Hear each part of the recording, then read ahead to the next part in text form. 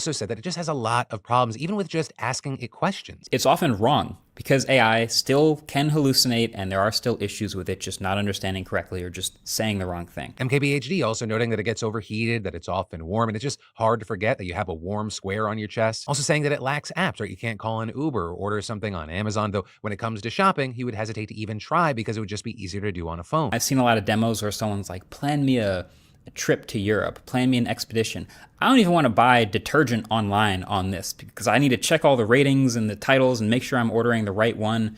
I do not trust that with just my voice. And even though you have outlets like the Washington Post saying this product is not trying to be an iPhone killer, you have some arguing that it's pretty clear Humane might be hoping for that, right? Because that potential goal actually creates one of the pin's biggest flaws. It does not connect to your phone at all. It gives you a different number and it exists totally separate, which is also why you had Marquez calling this a victim of its future ambition. In order to get it to that future, they can't set the precedent now of connecting it to your phone because then that means they have to remove that feature in the future and they don't want to do that. So this device, as it exists today, is hamstrung by its ideal future version of itself. And so interestingly with all this, even though there were so many bad reviews today, MKBHD, likely because he is one of the biggest creators in the world, became the poster child for not liking this device. With some even using this situation as a way to try to frame him as this like careless villain. With one of the most viral reactions coming from Daniel Vasallo, who screenshotted Marquez's video and wrote, "I find it distasteful, almost unethical to say this when you have 18 million subscribers. Hard to explain why, but with great reach comes great responsibility. Potentially killing someone else's nascent project reeks of carelessness. First, do no harm." Y'all, I don't know if you realize this. I often bend over backwards trying to figure out a way to respectfully convey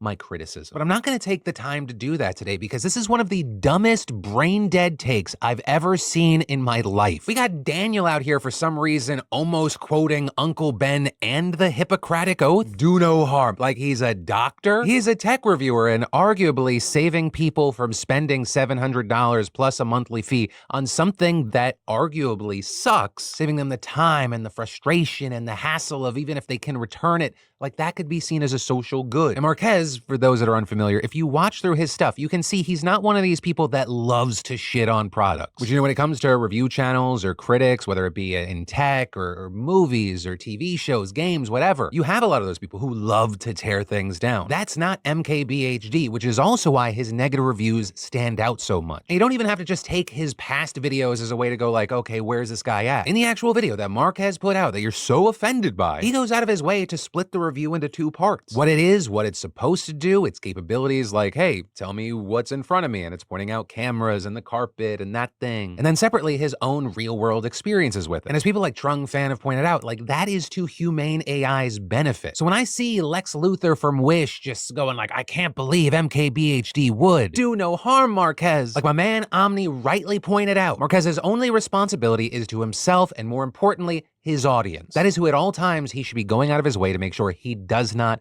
harm. That is the unspoken social contract that exists. It is not his job to run interference or PR for a company that publicly released a product at $700 with a monthly fee because version 1 of their product is lackluster. Future versions may be great, maybe it's sped up, maybe things get more accurate. But this review is about the here and now of what people can purchase and what they'll get. Now that said, I equally don't understand the people that like just love the fact that they get to shit on this product. To me, that's somewhat weirdo behavior because it's a lot of work and it's so hard to try to release something that's actually new. So I understand why some people may be sensitive to criticisms because a lot of those end up getting kind of like bulked in with the people that just, it's pure hate. But those things are not one and the same. But I guess kind of what I'm saying here is don't be stupid.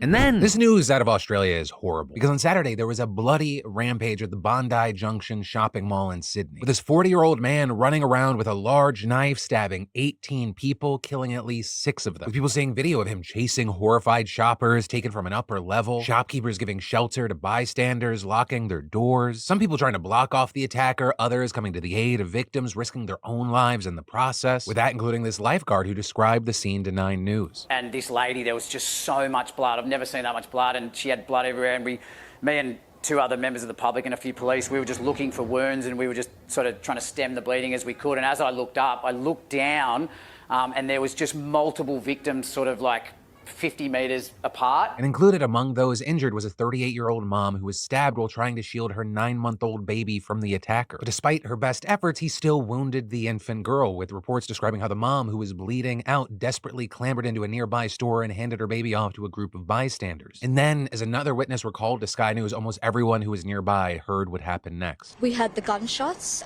I'm not sure if it was 4 or 5, but we heard gunshots, and that's when everyone just ran. And everyone looked terrified, and people were locking themselves in the stores. Those gunshots coming from the barrel of a female police officer's firearm, because reportedly this killer lunged at her and she shot him dead, bringing this carnage to an end. Though sadly, the suffering didn't stop, because more heartbreaking news broke from the hospital where the mother and her baby were rushed. Her baby went into surgery and her mum didn't make it. However, fortunately, the baby's condition has reportedly improved. Now, as far as the killer, we're still finding out details about him. But reportedly, he was known to Queensland police, though not for anything significant. It's also been reported that he's been struggling with mental illness since he was 17. His father telling reporters that he had recently come off his medication. And initially, that's the explanation police gave for what caused him to do this, with the assistant police commissioner on Sunday shooting down rumors from the far right that the killer was an Islamic terrorist. As I had said last night, there is still, to this point, nothing that we have, no information we have received, no evidence we have recovered, no intelligence that we have gathered that would suggest that this was driven by any particular motivation, ideology, or otherwise. But then you also had another police commissioner later telling ABC News that it was obvious the killer targeted women in particular, because reportedly 5 of the 6 people that he killed were women, and the one man being a security guard who tried to stop the killer. And then of the 12 people who were wounded, only 2 were men. And of those 12, as of filming, 4 of them reportedly have been released so far, while 8 continue to receive care in conditions ranging from serious to stable. And that gendered motive, that was also backed up by the killer's father, who told reporters, because he wanted a girlfriend, and he's got no social skills, and he was frustrated out of his brain. with the father also apologizing to all the victims and then getting extremely emotional about the whole thing. I'm extremely sorry. I'm heartbroken for you. Look, this is so horrendous that I can't even explain it. I love my son. I made myself a servant to my son when I found out he had a mental illness. I became his servant. I did everything because I love that boy. I love my son. I'd give my life for him. I love him dearly.